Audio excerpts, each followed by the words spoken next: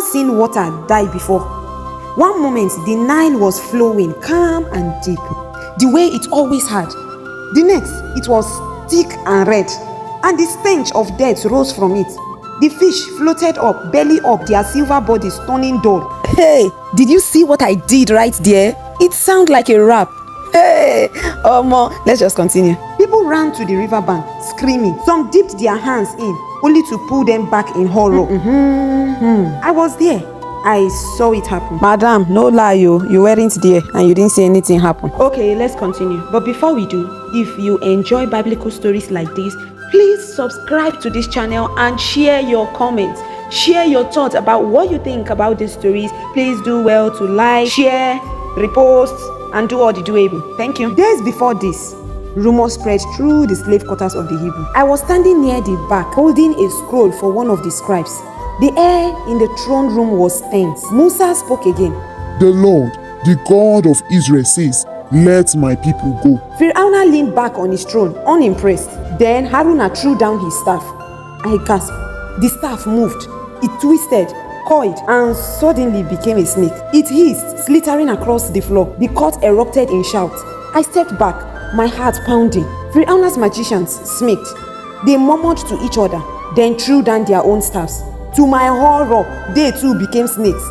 Pharaoh laughed. See, your tricks are nothing. But then, Haruna's snake moved fast. It lunged and swallowed the magician's snake whole. The laughter in the room faded. The magicians looked pale, but Pharaoh only shook his head. I will not listen, he said, and he waved Musa and Haruna away. The next morning, something made me follow Musa and Haruna as they walked to the Nile. A crowd gathered. Musa lifted his staff. His voice was steady. Because you refuse to listen, the Lord says this. By this, you will know that I am the Lord. Haruna raised his staff and stroked the water. I will never forget the sound. A deep, awful gurgling. The water didn't splash like usual. It thickened, darkened, turned to blood. The scream started almost immediately. People rushed forward, scooping up handfuls of water only to drop it in horror. The fish floated lifelessly.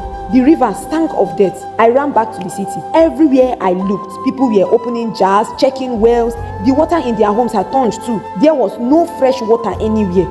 Pharaoh's magicians came forward again. They muttered their spells and somehow changed a bowl of water into blood. Pharaoh smirked. This is nothing, he said. My magician can do the same. Then he turned and walked away. But we knew it wasn't nothing. For 7 days, the Nile was useless. People dug holes near the river, hoping to find clean water underneath. Animals groaned, thirsty. People collapsed in the streets. The cries of children filled the air. That was just the first plague, and it was only the beginning. Thank you for sticking around with me to this very moment. Please follow, please subscribe, please comment, please like, please do all the doables. I love you.